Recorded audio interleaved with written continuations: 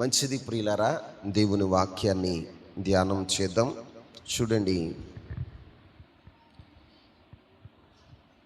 యావత్ ప్రపంచాన్ని మనం పరిశీలన చేసినప్పుడు ఈరోజు మట్టల ఆదివారం అని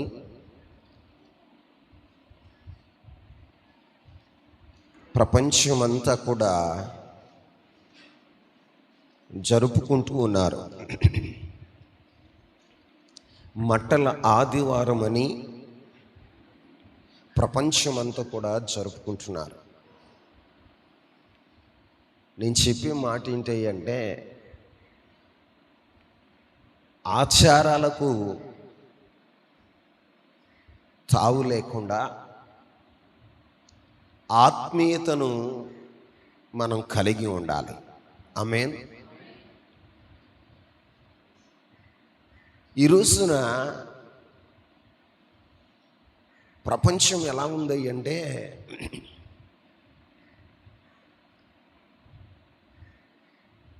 యేసుక్రీస్తు ప్రభువారు 2000 సంవత్సరాల క్రితం భూమి మీదకి వచ్చి 33.5 సంవత్సరాలు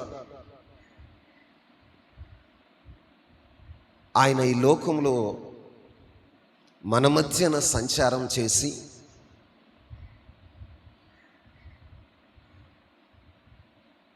ఆయన కార్యాన్ని ముగించుకుని మరలా తండ్రి వద్దకు తిరిగి వెళ్ళారు. ఆయన ఈ లోకములో శరీరధారిగా ఉన్నప్పుడు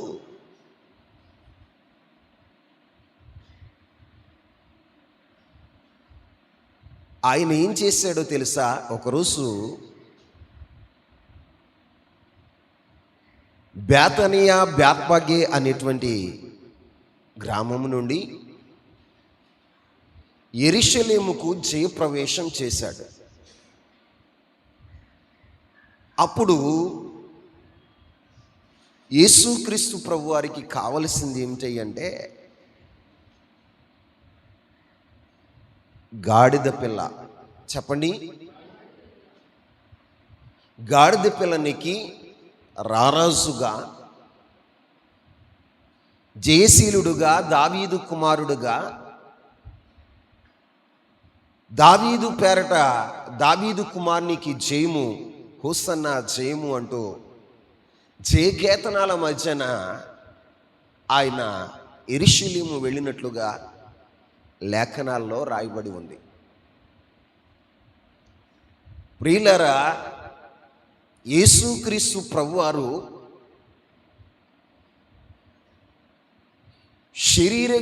శరీరధారిగా ఉన్న దినాల్లో, ఆ దినాన ప్రజలందరూ యేసుక్రీస్తుని వెంబడిస్తూ దావీదు కుమారునికి జయము, ప్రభు పేరట వచ్చేవాడు స్తుతింపబడునుగాక, సర్వోన్నతమైన స్థలంలో జయము అని కేకలు వేయచ్చు యేసయ్యను వెంబడిస్తూ యెరూషలేమునకు వెళ్ళారు. యెరూషలేమునకు వెళుతూ ఉండగా ఒక మాట మీరు చదవండి.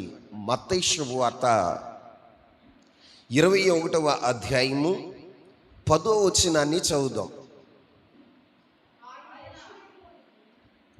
ఆయన యెరూషలేములోనికి వచ్చినప్పుడు పట్టణమంతయు ఈయన ఎవరో అని కలవరపడెను. చాలండి. ఆయన యెరూషలేమునికి వచ్చినప్పుడు పట్టణమంతయు ఒకే మాట అంటున్నారు. ఏమంటున్నారో తెలుసా? ఈయన ఎవరో. ఏమంటున్నారండి? ఈయన ఎవరో, ఈయన ఎవరో అని కలవరపడేది. ఆనాడు నిజంగా యూదులు, శాస్త్రులు, పరిసయ్యులు యేసుక్రీస్తు ప్రభువారిని రాజుగా అంగీకరించటం అయితే,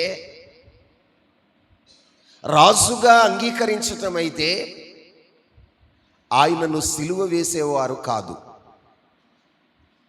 ఏం చేసేవారు కాదు? సిలువ వేసేవారు కాదు. కానీ వారు ఆయనను గుర్తించలేకపోయారు.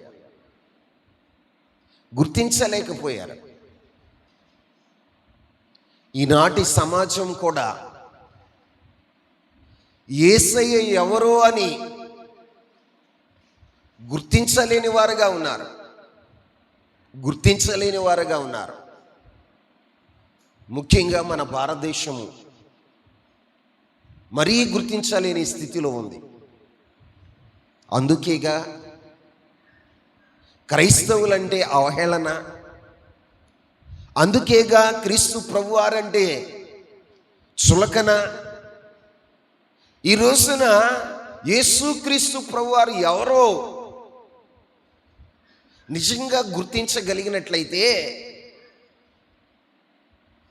ప్రపంచమంతా ఆయన ఎదుట సాగిలపడాలి. ఆమేన్. ప్రపంచమంతా ఆయన ఎదుట సాగిలపడాలి.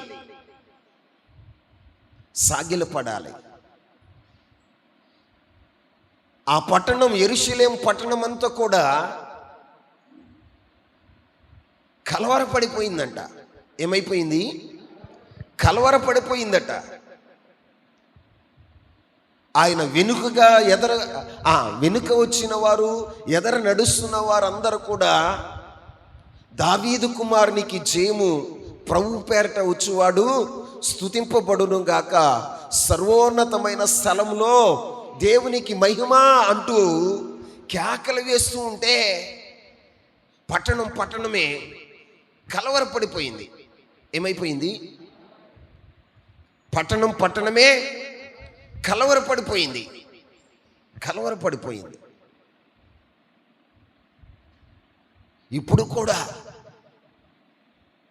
ఇప్పుడు కూడా మన భారతదేశం అనేక మంది ప్రజలు క్రీస్తు ప్రభువారిని వెంబడిస్తున్నారని, క్రీస్తు ప్రభువారిని ప్రకటిస్తున్నారని కలవరంతో, దేంతో? కలవరంతో, అసూయతో తృణీకరించేవారుగా ఉన్నారు. ఆనాటి ప్రజలు నిజంగా యేసయ్య ఎవరో గుర్తించినట్లయితే ఆయన సిలువ వేసేవారు కాదు. కానీ ఆనాటి ప్రజలు ఆయన గుర్తించలేకపోయారు. కారణం ఏంటో తెలుసా? వారి మనోనేత్రాలకు గుడ్డితనం కలిగింది. ఏం కలిగింది? లేఖనాలు ఎరుగక యూదులు యేసుక్రీస్తు ప్రభువారిని రాజుగా అంగీకరించలేకపోయారు. అంగీకరించిన వారు మాత్రం దావీదు కుమారునికి జయము, ప్రభు పేరట వచ్చేవాడు స్తుతింపబడును గాక, సర్వోన్నతమైన స్థలములో దేవునికి మహిమ అంటూ ఆయన వెంబడించిన వారుగా ఉన్నారు. ప్రియులారా, ఈ రోజున నిన్ను ఒక ప్రశ్న వేస్తున్నా. ఆయన్ని ఆరాధిస్తున్న నీవు ఆయన ఎవరో నీవు తెలుసుకున్నావా?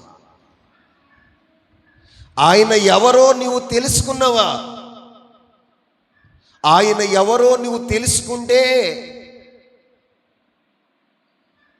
నీ మనోనేత్రాలు వెలిగించబడతాయి. ఆయన ఎవరో నువ్వు తెలుసుకోగలిగితే నీ జీవితము పరిశుద్ధంగా ఉండగలుగుతావు. నీ జీవితంలో పరిశుద్ధంగా ఉండగలుగుతావు. ఆయన ఎవరో నువ్వు గుర్తించగలిగితే నీ జీవితంలో ప్రభు పట్ల విశ్వాసంతో, ధైర్యంతో ఈ లోకంలో నువ్వు బ్రతకగలుగుతావు.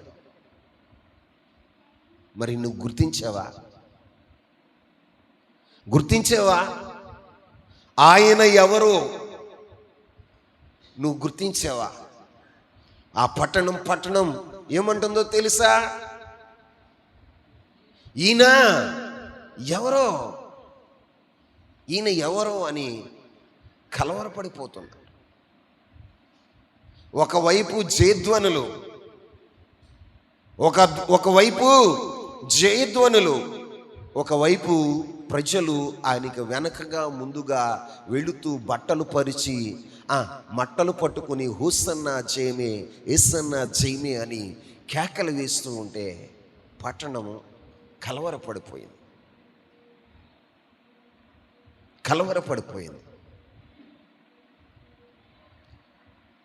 అసలు ఆయన ఎవరో నీకు తెలుస్తుందా? ఆయన ఎవరో నీకు తెలుస్తుందా? ఈ అధ్యాయాన్ని ధ్యానం చేసినప్పుడు ఈ మత్తయి శుభవార్త 21వ అధ్యాయంలో ధ్యానం చేస్తున్నప్పుడు ఆయన ఎవరో, ఎట్టివాడో ఈ అధ్యాయంలో రాయబడి ఉంది. ఆయన ఎవరనుకుంటున్నావు? ఆయన సన్నిధికి వస్తున్న నీ జీవితంలో ఆయన ఆరాధిస్తున్న నువ్వు ఆయన ఎవరో ఎరిగి ఉన్నావా? ఎరిగి ఉంటే నీ జీవితం ఎలా ఉంటుందో తెలుసా? పరిశుద్ధంగా ఉండగలుగుతావు. ఎలా ఉండగలుగుతావు? అపవిత్రపరుచుకోవు. ఆయన ఎవరు అనుకుంటున్నావు? ఒకసారి ఒక మాట చదవండి. మత్తయి శుభవార్త 21వ అధ్యాయం 2-3 వచనాలు చదువుదాం. మీ ఎదుటనున్న గ్రామమునకు వెళ్ళుడి, వెళ్ళగానే కట్టబడి ఉన్న ఒక గాడిదయు దానితోనున్న ఒక గాడిద పిల్లయు మీకు కనబడును. వాటిని విప్పి నా యొద్దకు తోలుకొని రండి. ఎవడైనను మీతో ఏమైనను అనిన ఎడల అవి ప్రభువునకు కావలసి ఉన్నవని చెప్పవలెను. వెంటనే అతడు వాటిని తోలిపెట్టునని చెప్పి వారిని పంపేను. చూడండి, యేసుక్రీస్తు ప్రభువారు ఎవరో అని పట్టణమంతా కలవరపడుతుంది. కానీ ఆయన ఎవరో ఈ అధ్యాయంలో రాయబడి ఉంది. యేసుక్రీస్తు ప్రభువారు తన శిష్యుల్లో ఇద్దరిని పిలిచి ఏమని చెప్తున్నాడో తెలుసా? మీరు ఎదురుగా ఉన్న గ్రామానికి వెళ్ళండి. ఏ గ్రామానికి? ఎదురుగా ఉన్న గ్రామానికి వెళ్ళుడి. వెళ్ళగానే కట్టబడి ఉన్న ఒక గాడిదయు గాడిదతో ఉన్న గాడిద పిల్లయు మీకు కనబడును. వాటిని విప్పి నా యొద్దకు తోలుకొని రండి. ఎవడైనను మీతో ఏమైనను అనిన ఎడల అవి ప్రభువుకి కావాలనని చెప్పవలెను. వెంటనే అతడు వాటిని తోలిపెట్టునని వారితో తోలిపెట్టునని చెప్పి వారిని పంపాను. విచిత్రం ఏంటంటే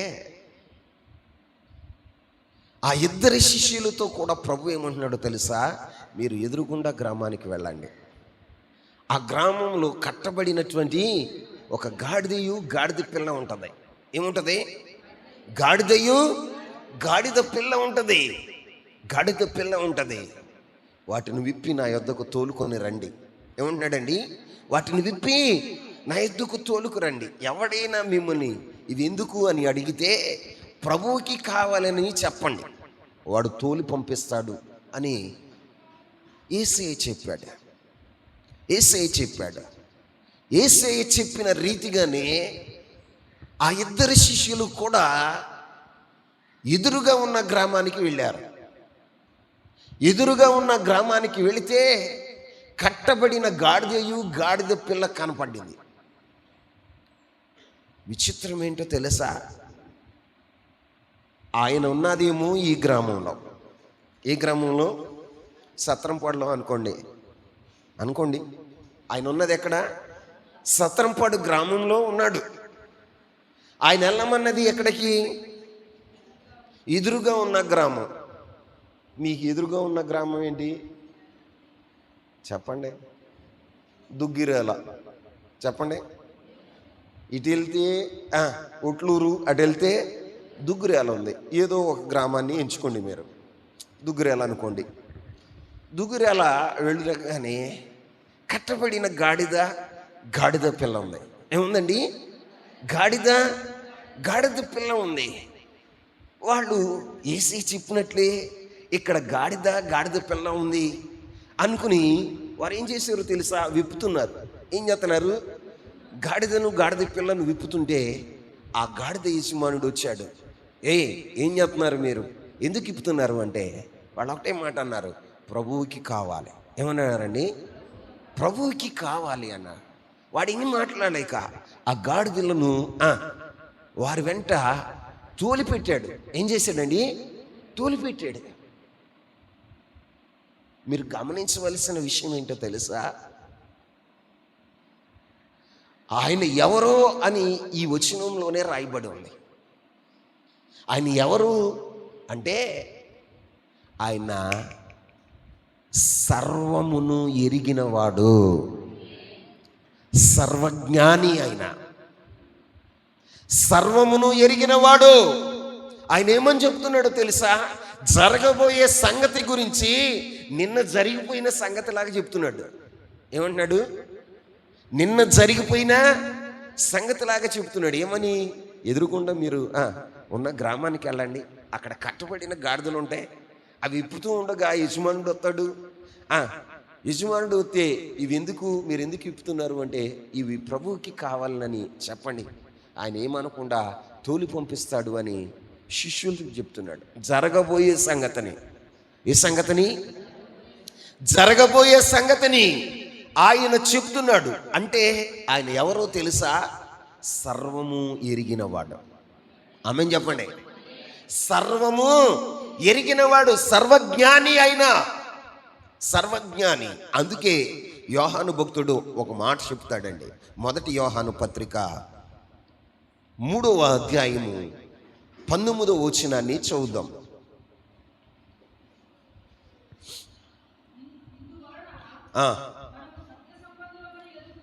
ఎరుగుదుము, దేవుడు మన హృదయము కంటే అధికుడై సమస్తమును ఎరిగి ఉన్నాడు గనుక మన హృదయము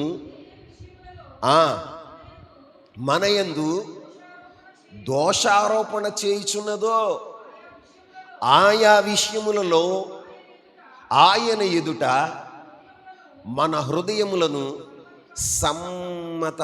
సమ్మతిపరుచుకుందుము. అందరి మాట నాతో చెప్పండి. దేవుడు మన హృదయము కంటే అధికుడై ఉన్నాడు, సమస్తమును ఎరిగినవాడు. ఆమేన్ చెప్పండి. సమస్తమును ఎరిగినవాడు, సమస్తమును ఎరిగినవాడు. ఆయనకి మరుగైనది ఏది లేదు. జరగబోయేది తెలుసు, జరిగింది తెలుసు, జరుగుతూ ఉన్నది ఆయనకి తెలుసు.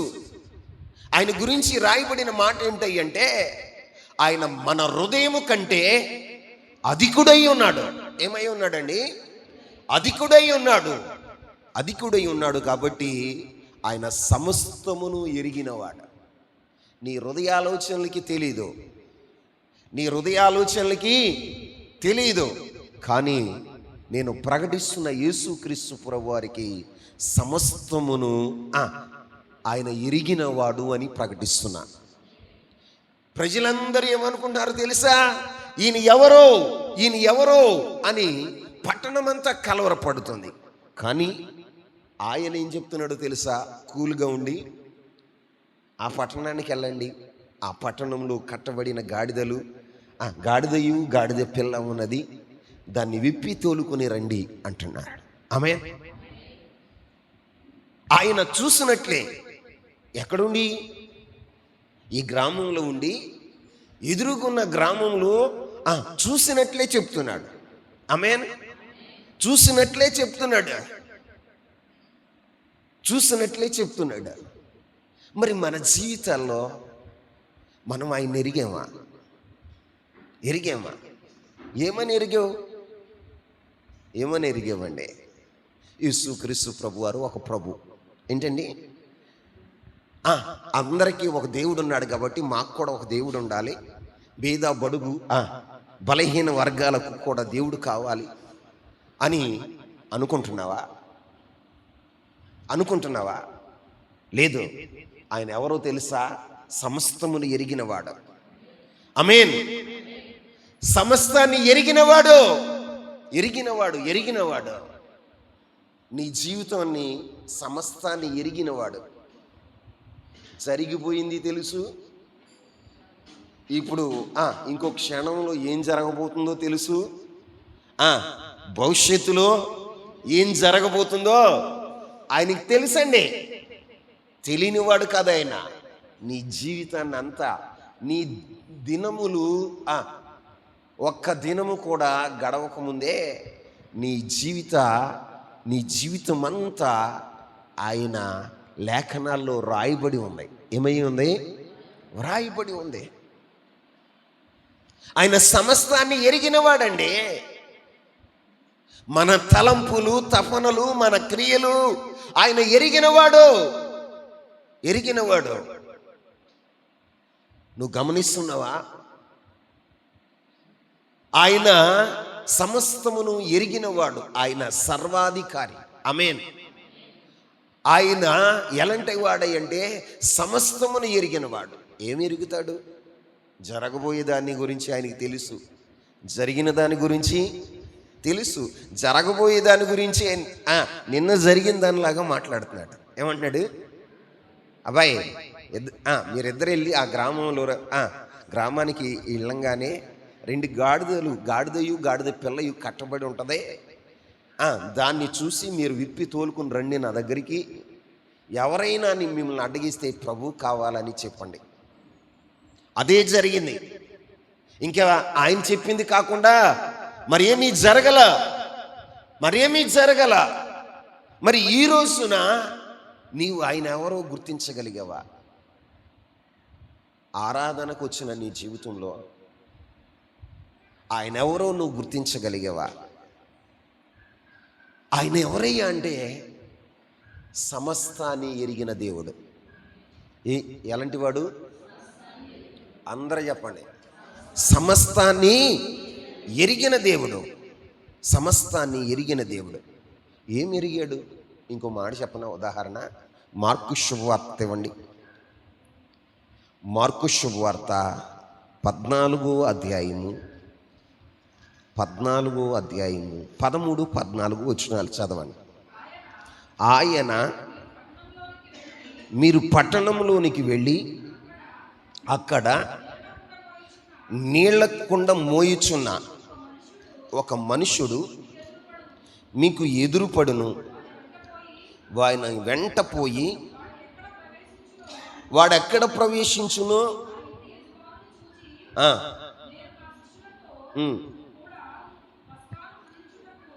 పస్కాను భుజించుటకు నా విడిది గది ఎక్కడ ఉన్నదని బోధకుడు అడుగుచున్నాడని చెప్పుడి.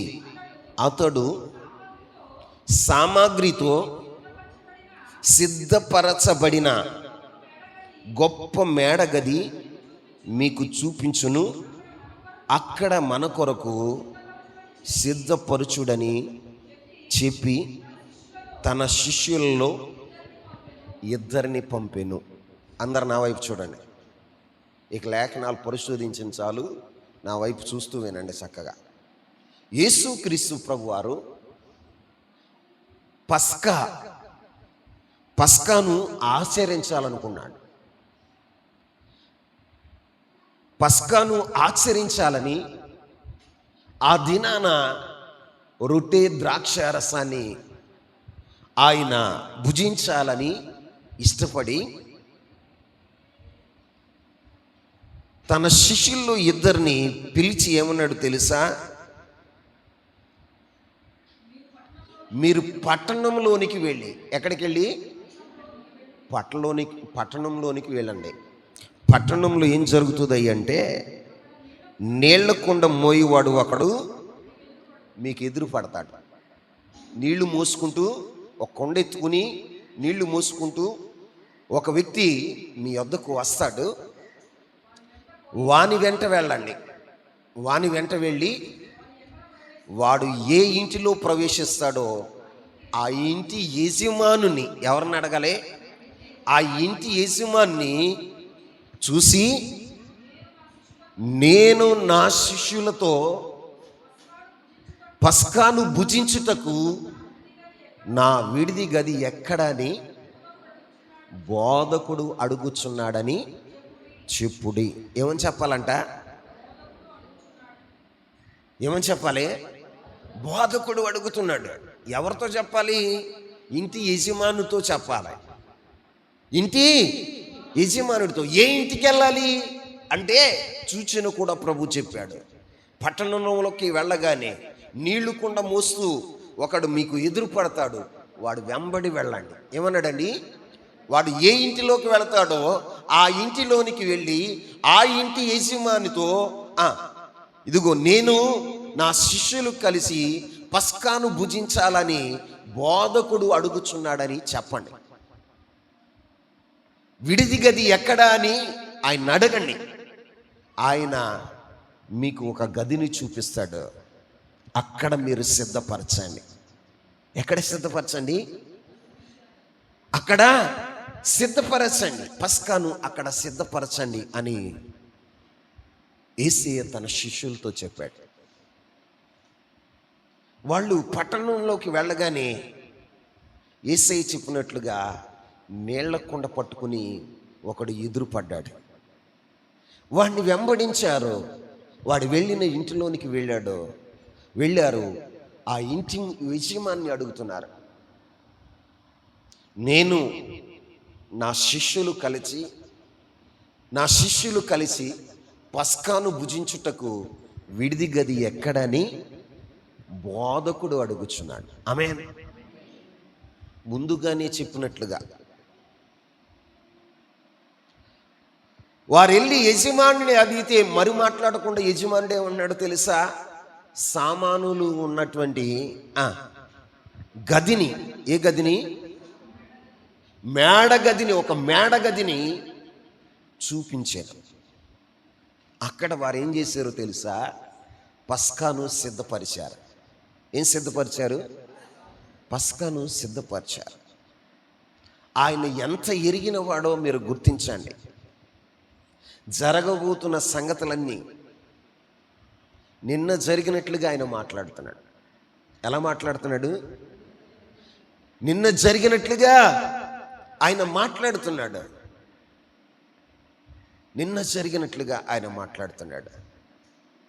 మరి మన జీవితం తెలుసంటారా? తెలీదంటారా? మాట్లాడండి. మన జీవితం తెలుసంటారా? తెలీదంటారా? తెలుసు. నువ్వు చెప్పకపోయినా, నువ్వు దాచుకున్నా ఆయనకి సమస్తమును ఎరిగినవాడు. నీ వైఖరి ఏంటో, నీ ఆలోచన ఏంటో, నీ తపన ఏంటో, నీ భక్తి ఏంటో, నీ పరిశుద్ధత ఏంటో, నీ విశ్వాసం ఏంటో అంతా కూడా ఆయన ఎరిగినవాడు. ఆయన ఎవరో నీవు ఎరిగితే నువ్వు ఆయన ఎదుట ఎలా ఉంటావో తెలుసా? పరిశుద్ధతను కాపాడుకుని ఆయనకి కృతజ్ఞుడివై బ్రతుకుతావు. ఆమేన్. ఆయన యందు భయము కలిగి, భక్తి కలిగి నువ్వు బ్రతకగలుగుతావు. నీకేంటంటే నువ్వు ఆరాధిస్తున్న నీ దేవుని గురించి తెలియదు. నీకు తెలీదు. ఆ యూదుల్లాగానే నువ్వేమనుకుంటున్నావు తెలుసా? ఈయన ఎవరో అన్నట్లుగా, లేకపోతే ఈయన కూడా దేవుళ్ళలో ఒక దేవుడు అనుకుంటున్నారు. ప్రియులరా, యేసుక్రీస్తు ప్రభువారు సమస్తమును ఎరిగిన వాడవని ఈ బైబిల్ లేఖనాల్లో అనేకమైన సంఘటనలు రాయబడి ఉన్నాయి. ఆమేన్. ఏమై ఉన్నాయి? రాయబడి ఉన్నాయి. రాత్రి కాల సమయంలో ఈ వాక్యాన్ని ధ్యానిస్తూ ఉన్నప్పుడు అనేకమైన విషయాలు ప్రభు చెప్పాడు. ఎంత ఎరిగిన వాడో తెలుసా? ఒకరోజు పేతురు గారు యేసయ్య దగ్గరకు వచ్చాడు. యేసయ్య అంతరంగంలో ఉన్నదేంటో ఆయనకు తెలుసు. పరిసయ్యులు వచ్చి, మీ బోధకుడు పన్ను చెల్లించడా అని పరిసయ్యులు పేతురు గారిని అడిగితే, పేతురు గారు యేసయ్యను అడగకుండానే ఏమని చెప్పాడు తెలుసా? మా బోధకుడు పన్ను కడతాడు. ఏం కడతాడు చెప్పండి? పన్ను కడతాడు అని చెప్పి యేసయ్య దగ్గరకు వచ్చాడు. ఆయన ఇంట్లో ఉన్నాడు. ఆయన హడావుడిగా పేతురు గారు వస్తూ ఉంటే, పేతురు గారు అక్కడ ప్రకటించిన సంగతి కూడా యేసయ్యకి తెలుసు. ఆ సంగతి చెప్దామని యేసయ్య దగ్గరకు పేతురు గారు రాగానే ఆ సంగతి ఎత్తక ముందలే యేసయ్య ఏమన్నాడు తెలుసా? పేతురు, నువ్వు సముద్రానికి వెళ్ళు, గాలాన్ని తీసుకుని వెళ్ళు. ఏమన్నాడండి? గాలాన్ని తీసుకుని వెళ్ళు, గాలము సముద్రంలో వేయి, మొదటిగా వచ్చిన చేపను నువ్వు పట్టుకుని దాని నోరు తెరువు, దాంట్లో ఒక షెకీలు ఉంటుంది. ఏమంటాడండి? ఒక షెకీలు ఉంటుంది. ఇదిగో నీకు నాకు కలిపి పన్ను కట్టేయి అన్నాడు. పేతురు గారు ఇంకా నేను ఈ సంగతి యేసయ్యకి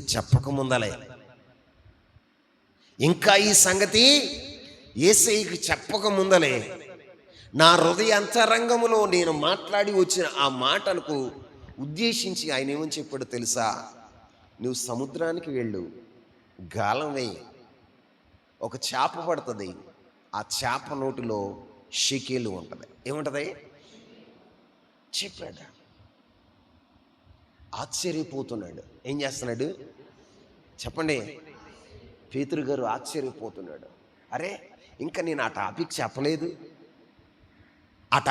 చెప్పలేదు, వారితో వాదన పెట్టుకుని వచ్చానన్న సంగతి ఈయనకి చెప్పలేదు. కానీ నేను చెప్పక ముందలే దాని గురించి యేసయ్య నాతో మాట్లాడుతున్నాడు అని ఆశ్చర్యపోతూ వెళ్ళాడు. వెళ్ళి గాలం వేశాడు. సముద్రంలో చేప పడింది.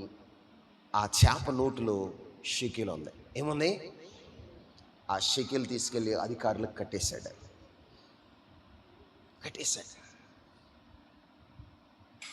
నేను చెప్తున్న మాట ఏంటో తెలుసా? ఆయన సమస్తాన్ని ఎరిగినవాడు. అంటే నీ తలంపులు ఆయనకు తెలుసు, నువ్వు చేస్తున్న పని ఆయనకు తెలుసు, నీ భక్తి, నీ విశ్వాసం, నీ పరిశుద్ధత, నీ అంతరంగిక జీవితం కూడా ఆయనకు తెలుసు అని చెప్తున్నా. ఆమేన్. ఈ ప్రజలు ఎలా ఉన్నారో తెలుసా? యేసయ్య వారి కళ్ళ ముందు ఉన్న ఆయన ఎవరో అని గుర్తించలేకపోయారు.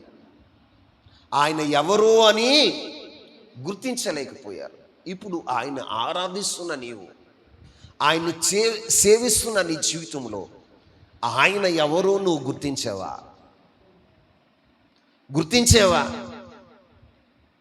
గుర్తిస్తే ఎందుకు రహస్యమైన కార్యాలు చేస్తావు? గుర్తిస్తే ఎందుకు నీ జీవితంలో రహస్య జీవితాన్ని కలిగి ఉంటావు? దేవుని సన్నిధికి వస్తున్న నీవు ఎందుకు అపవిత్రపరచబడుతున్నావు? ఆయన నీ సంగతి తెలియదు అనుకుంటున్నావా? యేసుక్రీస్తు ప్రభు వారు రాను వారికి పట్టబడిన దినాన పట్టబడే రోజు యేసయ్య పస్కా విందులో కూర్చున్నాడు. ఏ విందులో? పస్కా విందులో కూర్చున్నాడు. రొట్టె ద్రాక్షారసం తాగుతున్నారు. ఇదిగో మీలో ఒకడు నన్ను పట్టించబోతున్నాడు, వాడు పుట్టకుండా ఉంటే మంచిది అని చెప్పాడు. చెప్పిన తర్వాత యోధా ఇస్కరియోతు యేసయ్య దగ్గర నుంచి వెళ్ళిపోయాడు. వాళ్ళు రొట్టె ద్రాక్షారసం తినుసు త్రాగుచున్నప్పుడు పేతురు గారు ఆవేశంగా ఏమన్నాడో తెలుసా? ప్రభువా, వీళ్ళందరూ నిన్ను విడిచిపెట్టినా కూడా, నీ కొరకు చావలసి వచ్చినా కూడా నేను మాత్రం నిన్ను విడిచిపెట్టను అన్నాడు. ఏమన్నాడు? నేను నిన్ను విడిచిపెట్టాను అంటే ఆయనంక అదొకలాగా చూసి, నువ్వేనా నాయనా? పేతురు గారు నువ్వేనా? ఏంటి, ఏం చేయవు? వీళ్ళందరూ విడిచిపెట్టినా నువ్వు మాత్రం విడిచిపెట్టవా అంటే, నేను విడిచిపెట్టనయ్యా అంటే ఆయన ఏమంటున్నాడో తెలుసా? ఈరోజు ఏమంటున్నాడు? ఈరోజు నేనెవరో ఎరగనని ముమ్మారు నువ్వు బొంకకుండా కోడి కుయ్యదు. ఏం కుయ్యదు? కోడి కుయ్యదు అని చెప్పాడు. ఒక సూచన కూడా చెప్పాడు ఆయన. ఆ రోజు రాను వారి చేతికి యేసయ్య పట్టబడ్డాడు. పేతురు గారు చిన్న పిల్లల ముందు కూడా ఆయన ఎవరో ఒప్పుకోలేకపోతున్నాడు. నువ్వు యేసుతో కూడా ఉన్నవాడు కాదు కదా అంటే, ఆయన ఎవరో నాకు తెలీదు. ముమ్మారు బొంకాడు. కోడి కూసింది. ఏం కూసింది చెప్పండి? కోడి కూసింది. అయ్యా ఇటు చూడు రత్నం, ఏ ట్రాక్టర్ తోలుతావా అండి?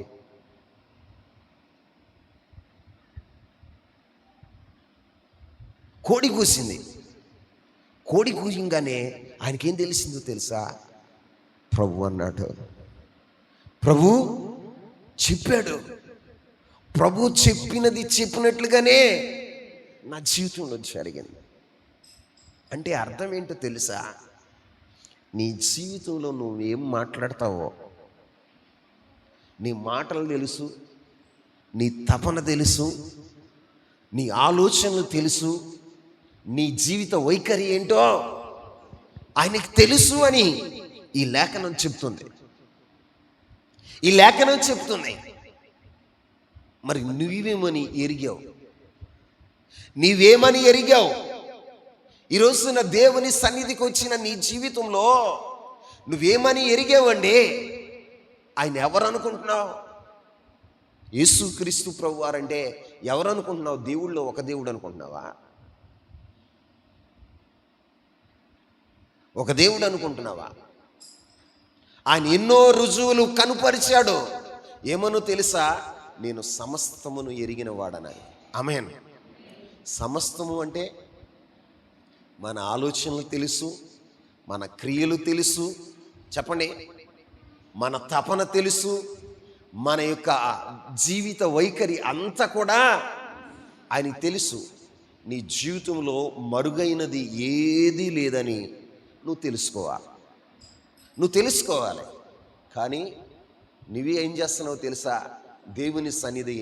దేవుని సన్నిధిలో వస్తున్నప్పుడు ఇష్టానుసారమైన జీవితాన్ని జీవించి, తాగి తందనాలాడి, శరీరాన్ని అపవిత్రపరుచుకుని,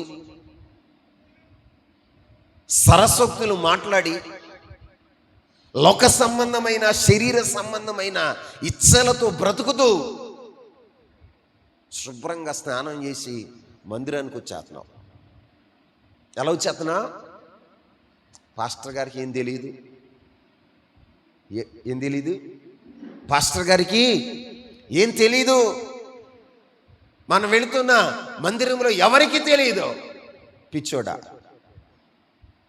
పిచ్చిదానా, ఆయన నీ జీవితంలో సమస్తాన్ని ఎరిగిన వాడని నువ్వు గుర్తించు. లేకపోతే నువ్వు కూడా ఎలా ఉంటావో తెలుసా? యూదుల్లాగానే ఉంటావు. ఎలా ఉంటావు? ఆయన శక్తి, ఆయన మహిమ, ఆయన ప్రభావం, ఆయన యొక్క గుణాతిశయాన్ని ఎరగని వాడగానే ఉంటావు. నీ గుండెల్లో దైవికమైన భయం ఎందుకు లేదు తెలుసా? ఆయన నిన్ను చూడు అనుకుంటున్నావు. ఏమనుకుంటున్నావు? ఆయన నిన్ను చూడడు అనుకుంటున్నావు. ఆయన చీకటిలో కూడా మధ్యాహ్నపు వెలుగులో చూసినట్లుగా చూడగలడు. ఆమేన్. ఆయన చూడగలడు. మరి ఈ రోజున నీ జీవితంలో, ఈ మట్లాది వారం రోజున అసలు నీ జీవితంలో ఏమనుకుంటున్నావు యేసయ్యని గురించి? ఆ యూదుల్లాగానే ఈయన ఎవరో అనుకుంటున్నావా? అమ్మా, ఈయన ఎవరో అనుకుంటున్నావా? ఎవరో అనుకుంటున్నావా? ఈయన ఎవరయ్యా అంటే సమస్తాన్ని ఎరిగిన దేవుడా. ఎవరు? సమస్తాన్ని ఎరిగిన దేవుడు. మన అణువణువు ఆయనకి తెలుసు, మన అంతరంగం ఆయనకి తెలుసు, మన క్రియలు తెలుసు, మన తపన తెలుసు, మనం మాట్లాడే మన మాటల విధానం కూడా తెలుసు. నువ్వేం మాట్లాడుతావు అన్న సంగతి దేవునికి తెలుసు. నేనేం మాట్లాడతానన్న సంగతి ప్రభువారికి తెలుసు. ప్రభువారికి తెలుసు. ఆయనకి మరుగైనది ఏదీ లేదు. ఒకవేళ నువ్వు అనుకోవచ్చు, నేను చేసేది నరుమానుడికి తెలియకపోవచ్చు, కానీ నా ప్రభువుకి తెలుసుగా. ఎవరికి తెలుసు? నా ప్రభువుకి తెలుసుగా. ఆయన ఏమని చెప్తాడో తెలుసా? నిన్న జరిగినట్లుగా చెప్తాడు. ఏమని? నువ్వు ఏం చేయబోతున్నావో ఆయన ఏం చెప్తాడో తెలుసా? నిన్న జరిగినట్లుగా చూసేసిన వాళ్ళగా ఆయన చెప్తాడు. దేవుని సన్నిధికి వస్తున్న నీ జీవితంలో జాగ్రత్త. యూదుల్లాగా ఆయన ఎవరో అని కలవరపడిపోతూ, ఆయన శక్తి, ఆయన మహిమ, ఆయన ప్రభావాన్ని ఎరగకుండా నీవు ఆయన వెంబడించున్నావు. ఆయన వెంబడిస్తున్న నీ జీవితంలో నువ్వు తెలుసుకోవలసిన విషయం ఏంటంటే, నీ స్థితి అంతయు కూడా ఆయనకి తెలుసు. నీ స్థితి అంతా కూడా ఆయనకి తెలుసు. నువ్వు ఏ బంధకాల్లో కట్టబడి ఉన్నావో, ఏ బంధకాల్లో బంధించబడి ఉన్నావో, ఆర్థిక బంధకాలు, అనారోగ్య బంధకాలు, ఈ రోజున సాతాను బంధకాలు, లేకపోతే కులం మతం అనేటువంటి బంధకాల్లో నువ్వు చిక్కుబడి ఉన్నావు అన్న సంగతి ఆయనకి తెలుసు. ఆయనకి తెలుసు. గాడిద పిల్లయు కట్టబడి ఉన్నదన్న సంగతి ఆయనకి తెలిసిన ప్రభు ఏమన్నాడు తెలుసా? ఆ గాడిద పిల్లను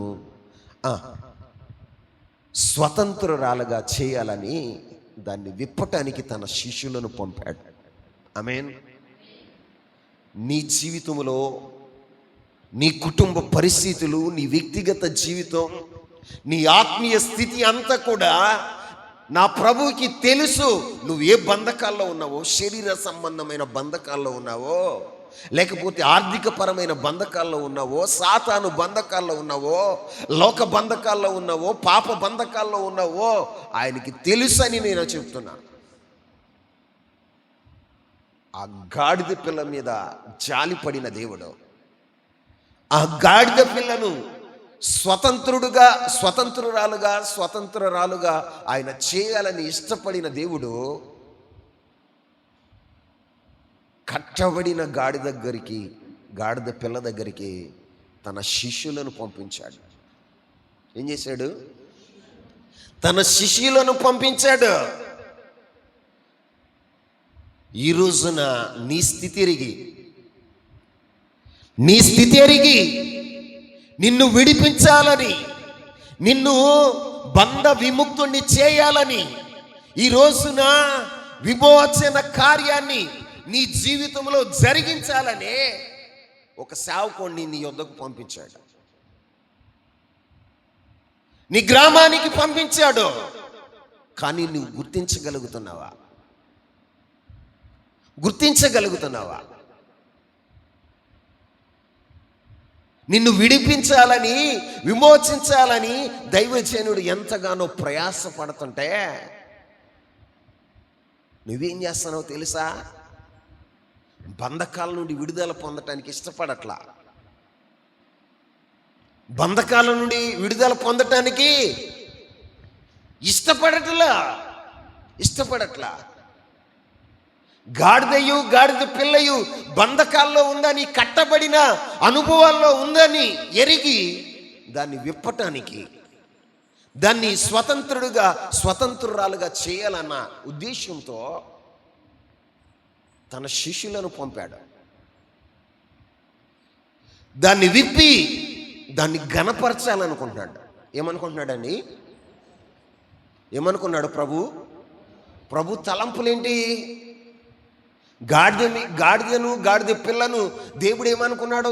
యేసుక్రీస్తు ప్రభు వారు ఏమనుకున్నాడో తెలుసా? ఘనపరచాలనుకున్నాడు. ఏమనుకున్నాడు?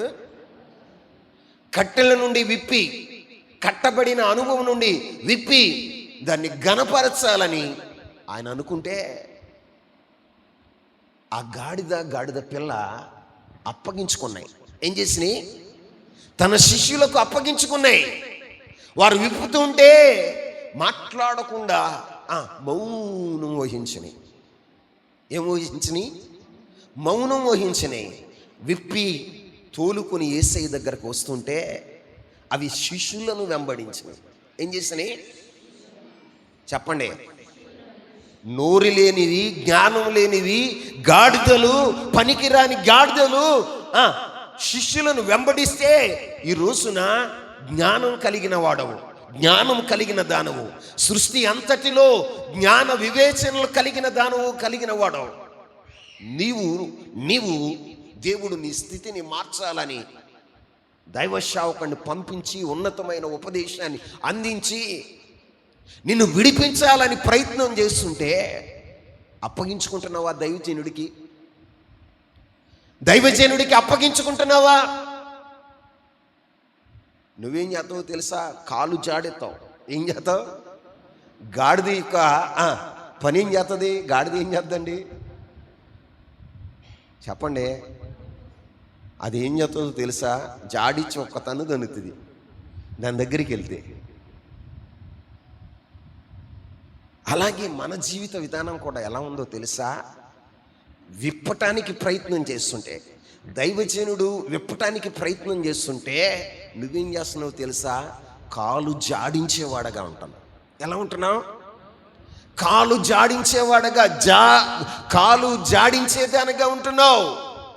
అప్పగించుకున్న అనుభవాలు లేవు. ఇంకెంతకాలం అండి? చచ్చే వయసు వచ్చింది నీకు, కానీ అప్పగించుకున్న అనుభవాలు ఉన్నాయా? ఇప్పుడు నీవు అప్పగించుకున్నప్పుడే, సంపూర్ణంగా అప్పగించుకున్నప్పుడే దేవుడు నిన్ను ఘనపరుస్తాడు. ఆమె చెప్పండి. నువ్వు అప్పగించుకోకుండా సొంత ప్రయత్నాలు, సొంత ఉద్దేశాలు, సొంత ఆలోచనలు, స్వసిద్ధం నీ జీవితంలో నెరవేర్చుకున్నంతకాలం నువ్వు ఘనపరచబడవు. దేవుని ఉద్దేశం ఏంటి? దేవుని సంకల్పం ఏంటి? నిన్ను ప్రజలందరి చేత నిన్ను కొనియాడబడేటట్లుగా చేయాలని, నిన్ను ఘనపరచాలని, గొప్ప చేయాలని దేవుడు ఇష్టపడుతున్నాడు. అసలు నీలో ఏ యోగ్యత ఉంది? నాలో ఏ యోగ్యత ఉందండి ఆయన గొప్ప చేయటానికి, ఘనపరచటానికి? ఆయన ఎప్పుడు ఘనపరుస్తాడో తెలుసా? ఎప్పుడు గొప్ప చేస్తాడో తెలుసా? మన జీవితంలో సంపూర్ణంగా ఆయనకి అప్పగించుకున్నప్పుడు. ఎవరికి? ప్రభు అయినా యేసుక్రీస్తు ప్రభు వారికి అప్పగించుకున్నప్పుడు ఆయన ఘనపరిచేవాడుగా ఉంటాడు. నీ స్థితిని ఎరిగి, నీ యొక్క స్థితిని ఎరిగి, నువ్వు లోకంలో ఎలా ఉన్నావో, ఎంత హీన దశలో ఉన్నావో, ఎంత దారిద్ర్యపు దశలో ఉన్నావో, ఎంత భ్రష్టమైనటువంటి స్థితిలో నువ్వు ఉన్నావో ఎరిగిన ప్రభువు నీ యొద్దకు తన సేవకులను పంపించాడు. ఎవరిని పంపించాడు? శిష్యులను పంపించాడు. పంపించి వారిని విడిపించమని వారికి ఆజ్ఞాపిస్తే, వారు విడిపించడానికి ప్రయత్నం చేస్తుంటే నువ్వేం చేస్తున్నావో తెలుసా? కాలు జాడించేవాడగా కాలు జాడించేదానిగా ఉన్నావు. ఎలా ఉన్నావు? కాలు జాడించేవాడగా కాలు జాడించేదానిగా ఉన్నావు. కారణం ఏంటో తెలుసా? ఆ బంధకాల నుండి విడుదల పొందాలన్న ఆశ, తృష్ణ నీలో లేదో. పైకి మాత్రమే అంటావు, చాలా భక్తిగా ఉండాలి, పరిశుద్ధంగా ఉండాలి, యథార్థంగా ఉండాలి, సంపూర్ణమైన దేవుని చిత్తాన్ని జరిగించాలి. కానీ హృదయంలో ఆ ఆలోచన లేదు నీకు, ఆ తపన లేదో. ఆ తపన ఉన్న వారి జీవితాలు ఎలా ఉంటాయో తెలుసా? అప్పగించుకుంటారు. ఏం చేస్తారు? అప్పగించుకుంటారు. అయ్యా, ఎంతకాలం ఈ బానిసత్వపు సంఖ్యల్లో మేము ఉండం, ఎంతకాలం ఈ శరీర సంబంధమైన సంఖ్యలతో మేము బంధించబడి ఉండం, అయ్యా మమ్మల్ని విడిపించు అని దేవునికి అప్పగించుకునేవారుగా ఉంటారు. కానీ మన జీవితాలు ఎలా ఉన్నాయో తెలుసా? కాలు జాడించే తత్వం. ఏ తత్వం? కాలు జాడించే తత్వం. ఎన్ని లోతైన సత్యాలు వింటున్నావు, అప్పగించుకుంటున్నావా? ఏంటి నీ భక్తి, నీ విశ్వాసం? నువ్వేం కాబోతున్నావో నీకు తెలుసా? రేపేం జరగబోతుందో, ఇంకొక క్షణంలో ఏం జరగబోతుందో నీకు తెలుసా? సమస్తాన్ని ఎరిగిన దేవుడు నీ యొద్దకు తన శిష్యులను పంపించాడు. తన దైవ సేవకుడిని నీ యొద్దకు పంపించాడు. ఆయన ఏం చేస్తున్నాడో తెలుసా? విప్పాలని ప్రయత్నం చేస్తున్నాడు. మన పాపపు గుట్టు ఇప్పాడనుకో, అయ్యగారు నన్ను ఎంతలా మాట అంటాడా, ఇంతమంది ఉండగా నన్నే అంటాడా? ప్రభు ఉద్దేశం ఏంటో తెలుసా? నువ్వు ఇప్పబడాలి, బంధకాల నుండి విడుదల పొందాలి. దైవజనుడి తపన కూడా అదే, దైవజనుడి తపన కూడా అదే, దైవజనుడి పని కూడా అదే. దేవుడు చెప్పిందే విప్పాలి. ఏం చేయాలి? విప్పాలి. శరీర సంబంధమైన కోరికల నుండి నేను విప్పాలని, పాప బంధకాల నుండి విప్పాలని, వ్యసనాల నుండి నిన్ను విప్పాలని. ఈ రోజున ప్రభువు ఉద్దేశం ఏంటో అది దైవజనుడు నెరవేరుస్తుంటే నువ్వు అప్పగించుకుంటున్నావా? నీ పాపాన్ని గురించి ఎత్తి మాట్లాడితే మొహం ఎగబెట్టుకుంటావు. ఎట్లాగో తెలుసా? ఒంగోలు ఎద్దులాగా. ఏ ఎద్దు? ఒంగోలు ఎద్దులాగా పెట్టుకున్న మొహం ఇక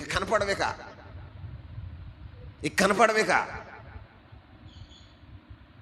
అసలు నీ జీవితంలో ప్రభు ఉద్దేశం ఏంటో తెలుసా? ప్రభు సంకల్పం ఏంటో తెలుసా? నువ్వు విప్పబడిన తర్వాత ఆయన యొద్దకు నువ్వు రావాలి. ఎవరి యొద్దకి? ఆయన యొద్దకు నువ్వు రావాలి. ఆయన యొద్దకు నువ్వు రావాలంటే నువ్వేం చేయాలో తెలుసా? తన శిష్యులను వెంబడించాలి. ఏం చేయాలి? ఎవరో ఆ శిష్యులు? దైవ సేవకులు. నువ్వు వెంబడెత్తనావా?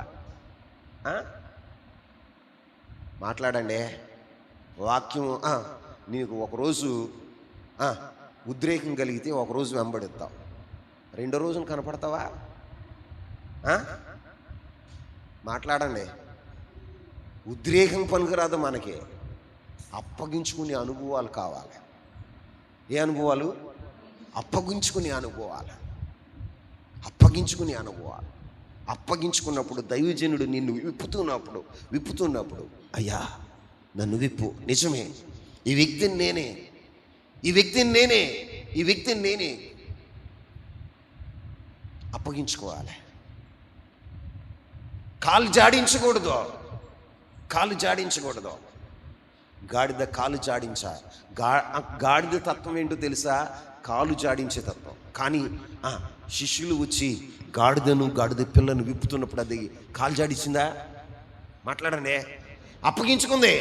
అయ్యా నన్ను విముక్తిని చేయి, నన్ను విడుదల చేయి అని అప్పగించుకొని శిష్యులు చేతులకు అప్పగించుకుంది. శిష్యులు వచ్చి వాటి బంధకాలను విప్పి యేసయ్య దగ్గరకు తోలుకొని వచ్చారు. ఆమేన్ చెప్పండి. అవి తోలుకొని వస్తున్నప్పుడు శిష్యుల్ని ఏం చేసినాయో తెలుసా? వెంబడించినాయి. వాళ్ళు నడవమన్న మార్గంలో నడిచినాయా లేదా? జ్ఞానం లేని నడిచినాయండి. గాడిదలో జ్ఞానం కలిగిన మనిషివి నువ్వు నడుస్తున్నావా? ఇప్పుడు నీకు జ్ఞానం వచ్చేది, జ్ఞానోదయం కలిగేది ఇప్పుడు. నేనంటాను ఆ గాడిద నీ మీద బెస్ట్. ఏంటండి? గాడిద నీ మీద బెస్ట్. ఎందుకో తెలుసా? దానికి జ్ఞానం లేకపోయినా వెంబడించిందా లేదా? వెంబడించింది. యేసయ్య దగ్గరకు రాగానే యేసయ్య వాటిని చూడగానే ప్రజలు ఏం చేయటం మొదలుపెట్టారో తెలుసా? తన వాహనంగా దాన్ని వాడుకోవాలని ఇష్టపడ్డా. యేసయ్య తన వాహనంగా వాడుకోవాలని ఇష్టపడితే ప్రజలందరూ అనేక మంది కొన్ని బట్టలు తీసి వాటిపైన వేశారు. ఏం చేశారు? వాటిపైన వేశారు. యేసయ్య ఆ బట్టల పైన దానిపైన కూర్చున్నాడు. మరికొందరు రోడ్డు పొడుగున వారి బట్టలు వేసి కొమ్మలు పరిసి హోసన్నా చేమే, ఎస్సన్నా చేమే అంటూ దావీదు కుమారునికి చేయము, దేవుని పేరట వచ్చిన వారు స్తుతింపబడును గాక, సర్వోన్నతమైన స్థలములో దేవునికి మహిమ అని కేకలు వేస్తున్నారు.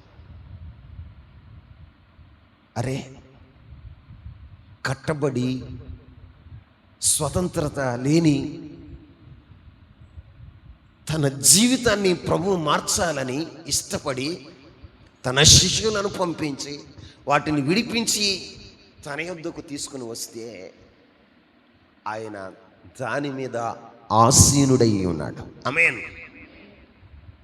గాడిద మీద ఆసీనుడై ఉన్నాడు. ఆయన ఆసీనుడయ్యే ముందే ప్రజలు ఏం చేశారో తెలుసా? గాడిదను గణపరిచారు. ఏం చేశారు? మాట్లాడండి. నీ జీవిత విధానంలో నీవు కట్ల నుండి విమోచించబడి నీవు ప్రభు యొద్దకు రావటానికి దైవ సేవకుల్ని వెంబడిస్తున్నప్పుడే నీకేమవుతుందో తెలుసా? ఘనత వస్తుంది. ఏమవుతుంది? ఘనత వస్తుంది. నువ్వేమంటావు తెలుసా? దైవసేవకులు వెనకమాల వెళ్తే మనకేమవుతుంది? ఊరంట తిరుగు ఊరకొక్కలాగా. అందరూ ఏమంటారో తెలుసా? చీ చీ చీ అంటారు. కుక్కనేమంటారు? మాట్లాడండి. చీ చీ అంటారు. నీ బ్రతుకు కూడా అలాగే తయారవుతుంది. కట్టుకున్నవాడు కట్టుకున్నది చీ అంటది. కన్న బిడ్డలు చీ అంటారు. స్నేహితులు చీ అంటారు. లోకస్తులు చీ అంటారు. ఎందుకంటే నువ్వు విడుదల పొందిన అనుభవాలు లేవు. బంధకాల నుండి విడుదల పొందిన అనుభవాలు లేవు. నువ్వు బంధింపబడినంత కాలం నీ జీవితం ఎలా ఉంటుందో తెలుసా? చీకుటేదిగానే ఉంటుంది. నువ్వు విడుదల పొంది అప్పగించుకుని ప్రభు యొద్దకు రాగలిగితే, ఎవరి యొద్దకు? ప్రభు యొద్దకు రావటానికి ఎవరిని వెంబడించాలి? శిష్యులను వెంబడించాలి. ఎవరిని? శిష్యులను వెంబడించాలి. అంటే దైవజనులను వెంబడించే విధానం నీ జీవితంలో ఉంటే నీకేం కలుగుతుందో తెలుసా? ఘనత కలుగుతుంది. ఏం కలుగుతుంది? చెప్పండి. ఘనత కలుగుతుంది.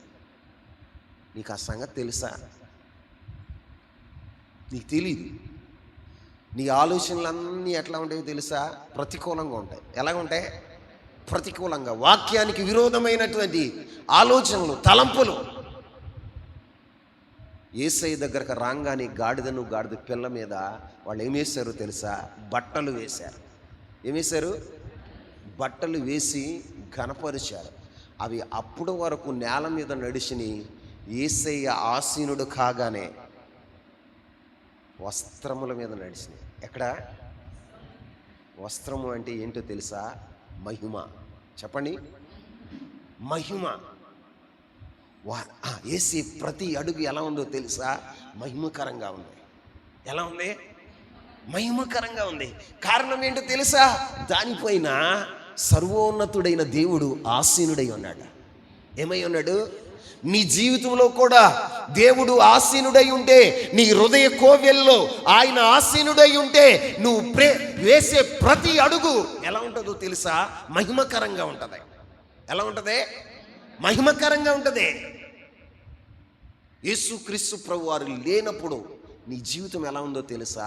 అవమానకరంగా ఉంది. ఎలా ఉంది? అవమానకరంగా ఉంది. చీకొట్టించుకున్నావు. కానీ నా ప్రభు నీ హృదయ కోవెల్లో ఆసీనుడై ఉంటే నీకేం వస్తుందో తెలుసా? ఘనత. చెప్పండి, ఘనత. 2, నువ్వు వేసే ప్రతి అడుగు కూడా మహిమకరంగా ఉంటుంది. ఎలా ఉంటుంది? మహిమకరంగా. నిజంగా ప్రభు మన మీద ఆసీనుడై ఉంటే మనం వేసే ప్రతి అడుగు మహిమకరంగానే ఉంటుంది. ఎలా ఉంటుంది? మహిమకరంగానే ఉంటుంది. ఈ రోజున మీకు దండం పెట్టి చెప్తున్నా, నీవెవరో యెరూషలేము పట్టణస్థులాగా కళ్ళు మూసుకుపోయి ఉండమాకు. ఆయన ఎరగని వాడుగా, ఎరగని దానిగా ఉండమాకు. ఈ దినాన నేను దండం పెట్టి మీకు చెప్పే మాట, ఆయన సర్వము ఎరిగిన వాడని గుర్తించు. నీ జీవితాన్ని సమస్తమును ఎరిగిన వాడని, ఆయన సర్వాధికారి అని. ఇంకా ఆయన గురించి చెప్పాలంటే సమస్తమును సృజించిన వాడాయన. ఆమేన్. సమస్తమును చేయగలిగిన వాడాయన. ఏం చేయగలిగిన వాడు అంటే, నీ జీవితంలో ఏదైనా చేయటానికి ఆయన సమర్థుడు. ఉన్నది లేనట్టుగా, లేనిది ఉన్నట్టుగా చేయగలిగిన దేవుడైనా. ఆ రిఫరెన్స్లను నేను మీకు ఇవ్వట్లేదు, కానీ ఇప్పుడు సమయం ఎక్కువైపోయిందని ఇవ్వట్లా. ఆయన ఎలాంటాడంటే, సమస్తాన్ని సృజించిన దేవుడు. కీర్తనకారుడు అంటాడు, ఆయన సమస్తాన్ని సృజించిన దేవుడని. ఆయన సమస్తమును చేయగలడట. కృంగిన నిన్ను లేవనెత్తగలడు. ఆమేన్. సింహాసనం మీద ఉన్న నిన్ను కింద పడేయగలడు. ఏం చేయగలడు? బైబిల్లో రాయబడిన మాట ఏంటో తెలుసా? బైబిల్లో రాయబడిన మాట ఏంటో తెలుసా? ఆయన దారిద్ర్యమును ఐశ్వర్యమును కలగచేయవాడు. ఏం చేయగలవాడు? కలగచేయవాడు. కృంగచేయవాడును లేవనెత్తవాడు ఆయనే. అందుకే కీర్తనకారుడు 115:3 ఏమంటాడో తెలుసా? సమస్తమును చేయగలిగిన దేవుడు. సమస్తమును. ఇది ఈరోజు మీతో చెప్పే మాట ఏంటంటే, ఆయన్ని సమస్తము చేసే దేవునికి నిన్ను అప్పగించుకో. ఎరగని వాడగా, ఎరగని దానిగా, కళ్ళు మూసిపోయిన వాడిలాగా నువ్వు బ్రతకమాకు. నా దేవుడు నన్ను చూస్తూ ఉన్నాడు. ఆయన సమస్తమును ఎరిగినవాడు, సమస్తమును చేయగలిగినవాడు, సమస్తమును సృజించే దేవుడని నువ్వు గుర్తించి ఆయన కృపాహస్తాలకు నువ్వు అప్పగించుకో. ఆమేన్. కృపాహస్తాలకు అప్పగించుకుంటే ఆయన నిన్నేం చేస్తాడో తెలుసా? నీ ఉన్న బంధకాల నుండి నిన్ను విడిపిస్తాడు. నీ ప్రతికూలత నుండి ఆయన విడిపిస్తాడు. నీ ప్రతికూలతను ఆయన ప్రగతిగా మారుస్తాడు. మార్చి ఏం చేస్తాడో తెలుసా? తన యొద్దకు వచ్చిన నీపైన ఆసీనుడై ఉంటాడు. ఏమై ఉంటాడు? ఆసీనుడై ఉంటాడు. మన పాటల వరకే. ఎక్కడి వరకు? నా హృదయాన కొలువైన యేసయ్యా, నానువణువు నిన్నే ప్రస్తుతించెనే కీర్తనీయుడా. నా హృదయార్పణతో ప్రణమిల్లెదనే నీ సన్నిధిలో పూజార్హుడా. నా హృదయార్పణతో ప్రణమిల్లెదనే సన్నిధిలో పూజారుడా నా హృదయాన కొలువైన యేసయ్యా. హల్లెలూయా. పాట మాత్రం బాగా పాడతాం. ఏమని? నా హృదయాన, అది నేను ఒక మాట చెప్పనా, నీ హృదయం అన్న కొలువై ఉన్నది దేవుడేనా? రాత్రి చెప్పానుగా ఏముంది నీ హృదయంలో? ఏముంది అంటే ధనం ఉంది. నీ హృదయంలో ఏముంది? పదవి వ్యామోహం ఉంది. నీ హృదయంలో ఏముంది? లోక సంబంధమైన ఆశలు ఉన్నాయి. ఏమున్నాయి? శరీర సంబంధమైన ఆశలు ఉన్నాయి. అవి నీ హృదయంలో ఆసీనమై ఉన్నాయి. పైకి మాత్రం పెదవంతా ఏం పడుతున్నావు తెలుసా? నా హృదయాన కొలువైన యేసయ్యా. కొలువై ఉంటే, ఆయన కొలువై ఉంటే సంపూర్ణమైన ఆయన చిత్తాన్ని జరిగించేవాడుగా ఉంటావు. ఆయన మోసే గాడిదగా ఉంటావు. ఎలా ఉంటావు? మాట్లాడండి. ఇప్పుడు ఆయన దాని మీద కూర్చున్నాడు, గాడిద మీద. ఇప్పుడు గాడిద ఏం చేస్తుంది? మోస్తుందా లేదా? మోస్తుందిగా. అది భారమైన మోస్తుంది,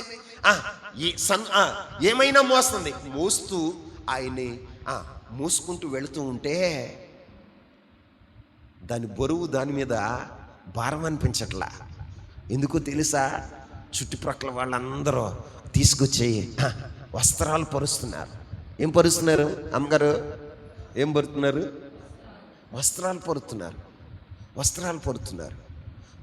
పరుతుంటే ఏం జరిగిందో తెలుసా? అది ఎన్నడూ ఊహించలా. అది ఎక్కడ కట్టబడేది? ఇంటి బయట కట్టబడేది, పనికిమాలిన స్థలంలో ఉండేది.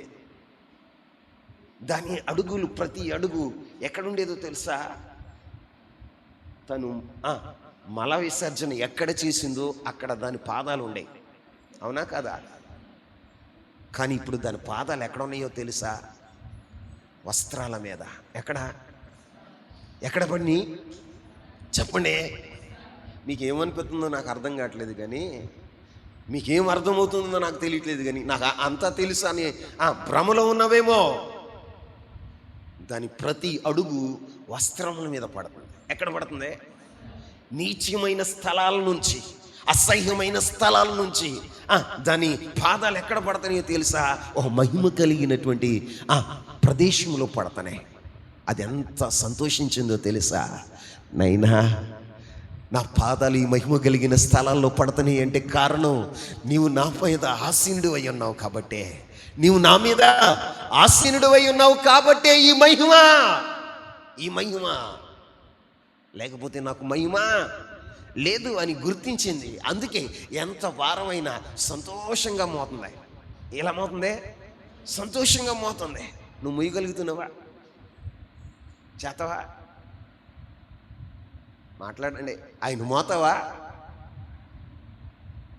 ఆయన ఎప్పుడైతే మోయగలుగుతావో, ఎప్పుడైతే నీ హృదయంలో ఆయన ఆసీనుడై ఉంటాడో, నువ్వు వేసే ప్రతి అడుగు మహిమకరంగా ఉంటుందని ఒక దైవ సేవకుడిగా ప్రకటిస్తున్నాను. ఆ కృప కలిగి ఉండాలి. నువ్వు ఆ కృప కలిగి ఉండాలి. దేవుని సన్నిధిలో ఆయన ఆరాధిస్తున్న నీ జీవితంలో ఆయన ఎవరో నువ్వు గుర్తిస్తే, దేవా నీకు అప్పగించుకుంటున్నాను నా జీవితం, నీ పాదమస్తకం అంటూ ఆయన పాదాల దగ్గర నీ జీవితాన్ని పెడతావు. ఎక్కడ?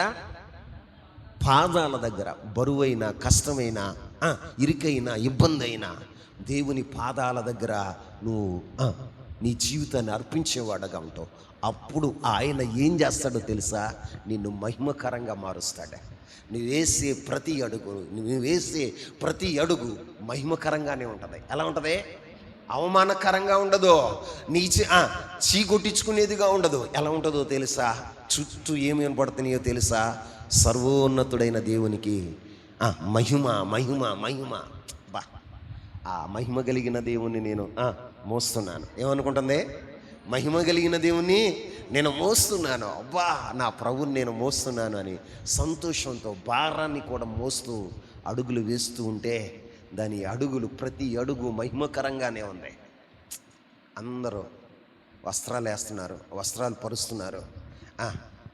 కొమ్మలు దారి పొడుగున పరుస్తున్నారు.